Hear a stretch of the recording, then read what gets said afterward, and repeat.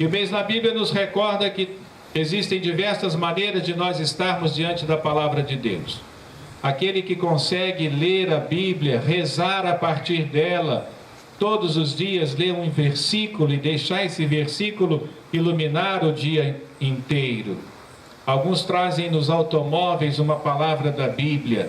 É importante que a gente descubra a nossa maneira de ler a Bíblia individualmente. É um bom exercício de devoção, de piedade, de crescimento na fé. Escolher um versículo da Bíblia para repeti-lo durante todo o dia.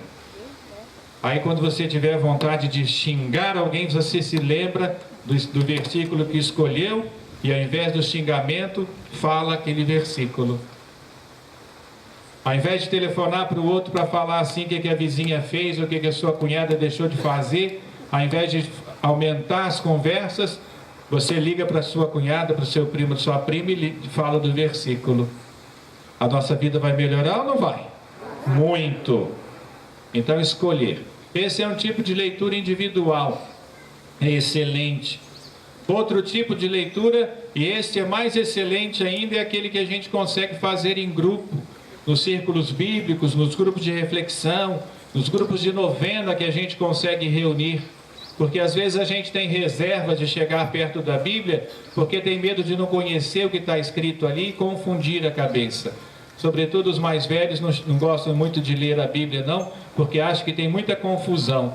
Mas essa confusão se desfaz quando a gente lê em conjunto, e um ajuda o outro.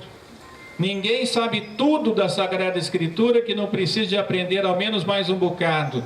E ninguém sabe nada que não possa oferecer ao menos uma pequena contribuição que seja daquela leitura a ser feita. Ler a Bíblia em grupo é um excelente caminho de aproveitar esse dom que Deus nos dá. O que não pode é a gente ficar contente com aquelas leituras que ouvimos apenas nas celebrações semanais, que também é um caminho excelente. Ouvir a Bíblia na celebração da Eucaristia, excelente, mas é como comida de domingo, a gente gosta, e gosta muito, fica esperando por ela até, fica esperando pelo frango frito, macarronada e maionese, que todo domingo lá em Minas a gente come, é comida de festa. E o resto da semana? A gente não precisa de se alimentar? Precisa também. Então, que a gente procure conhecer, amar, dedicar-se a buscar da palavra de Deus aquilo que ela pode oferecer. Olha que texto belíssimo nós ouvimos na carta de São Paulo, dizendo das virtudes que nos aproximam de Deus. Todas as virtudes são caminhos que nos levam para Deus, porque vem de Deus.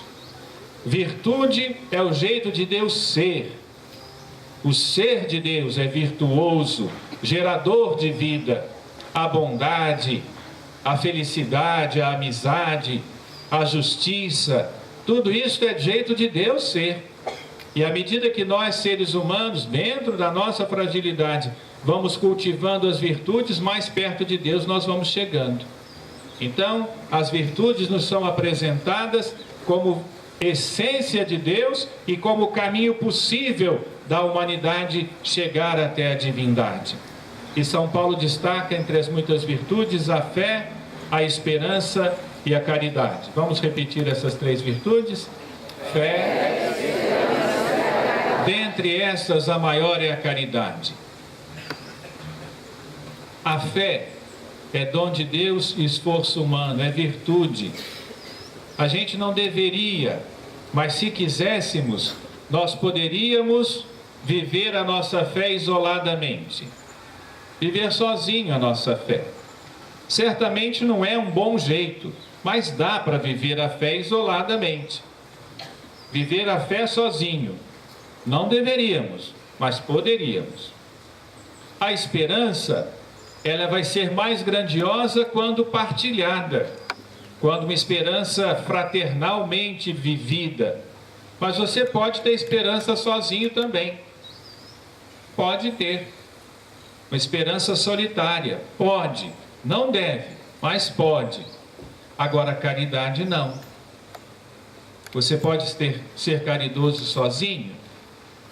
A caridade é a maior virtude porque ela nos leva a abrirmos-nos ao relacionamento com o outro. A fé, a esperança, são virtudes altaneiras. São as virtudes que nos levam para bem perto de Deus. E a caridade, ela é mais de Deus ainda, porque nos apresenta o outro. Nós só podemos ser caridosos se os nossos olhos extrapolarem a preocupação consigo próprio. A caridade só é possível quando a gente conseguir enxergar o outro.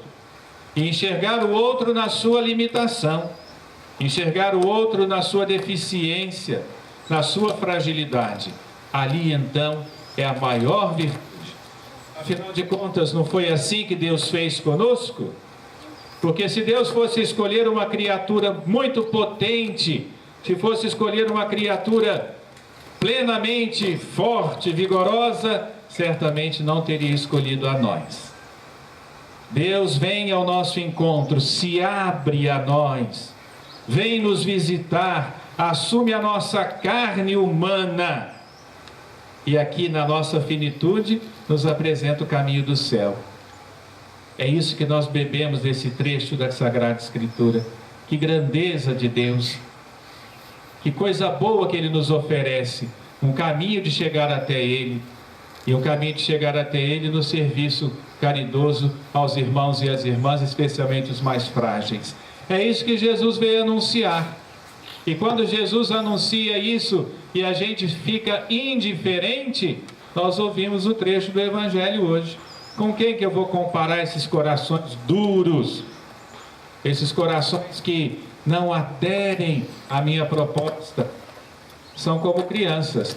A gente canta canções alegres, não se importam. A gente canta hinos tristes, conta uma história triste, são indiferentes. A indiferença mata. A indiferença impede que a gente beba da grandeza da proposta de Jesus Cristo.